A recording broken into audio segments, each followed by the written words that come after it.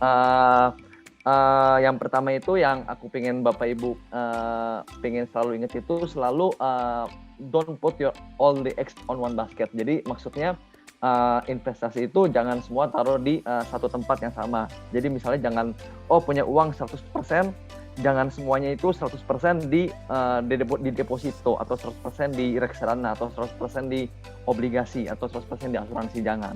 Jadi, selalu ada, pembagiannya, ya. Jadi, misalnya kita taruh 60% di reksadana, 30% di, obligasi, dan 10% misalnya di, cash buat, portofolionya gitu loh. Jadi, itu selalu setiap orang mempunyai, komposisi portfolio yang beda-beda tergantung dari, karakter dari risk profile mereka, sama tergantung dari usia mereka pada umumnya.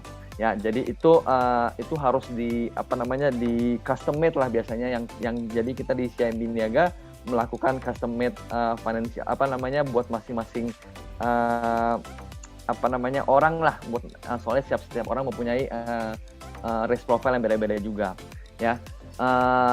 Dan yang kedua yang saya mau ingatkan ya, itu tuh sebenarnya itu, yang mengenai investasi bodong juga, eee, if it's something too good to be true, dan itu pasti too good to be true, ya. Jadi maksudnya kalau misalnya, ditawarkan suatu investasi, dengan return misalnya, sebulan 20%, berarti, uangnya langsung berlipat ganda langsung dalam, 6 bulan langsung langsung 2 kali lipat. Berarti kan itu sesuatu yang, too good to be true, itu pasti too good to be true. Jadi kemungkinan besar, saya nggak bilang pasti ya, tapi kemungkinan besar investasi yang seperti itu, apakah itu robot trading lah, atau apakah itu apapun namanya lah itu loh. Jadi, market itu selalu mempunyai, dinamis, mereka selalu pintar dalam mem-package-nya itu. Jadi kalau it's something too good to be true seperti itu, eee, hindarilah seperti itu, hindari investasi seperti itu.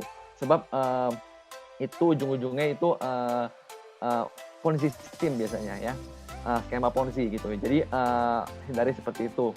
Ya, jadi, untuk amannya biasanya itu kalau mau cari itu selalu yang under OJK ya. Jadi seperti, bank gitu ya, misalnya Bank CIMB misalnya, ya itu yang sudah diawasi OJK, dan itu, memang, produk kita itu misalnya reksadana, itu kita juga tidak menjanjikan, oke setiap tahun, setiap bulan 20%, tidak seperti itu. Jadi even tuh reksadana, rata-rata itu kalau kita ambil 20 tahun terakhir, kinerja reksadana kalau kita ambil on average ya, on average itu sekitar, 13-18% per tahun ya, per tahun bukan per bulan. Ya, jadi itu yang biasanya, orang bilang, "Oh iya nih saya di investasi ini ditawarin, reksadana cuma 15% nih di setahun." Tapi di tempat lain, di investasi yang quote unquote yang, robot-robot dan yang ilegal itu bisa 20% sebulan. Nah, jadi ya kalau misalnya too good to be true, it's too good to be true. Jadi, kalau bisa hindarilah yang too good to be true, ya. Jadi kita juga punya, itu sebenarnya investasi reksadana itu sebenarnya untuk, obligasi pun untuk, mengejar inflasi yang tadi seperti Pak Hari bilang ya. Jadi, kita tidak bisa taruh uangnya di deposito, terlalu banyak sebab deposito itu biasanya cuma buat urgent cash ya. Jadi, apa namanya, yang kita harus taruh, porsinya untuk mengalahkan inflasi. Sebab, inflasi itu selalu ada ya. Sebagai contoh, yang paling gampang yang baru-baru ini lagi hangat minyak goreng, kalau nggak, harga Pertamax ya, Pertamax kita dinaikin 16.000, jadi 16.000 itu otomatis, meningkatkan inflasi ya. Jadi inflasi berarti biaya hidup makin lama makin tinggi, tapi kenaikan, tidak disesuaikan dengan kenaikan barang lebih tinggi, tapi kenaikan, gaji atau kenaikan itu, kalah cepat gitu loh. Jadi itu ya, 2 hal yang aku pengen, tegasin sih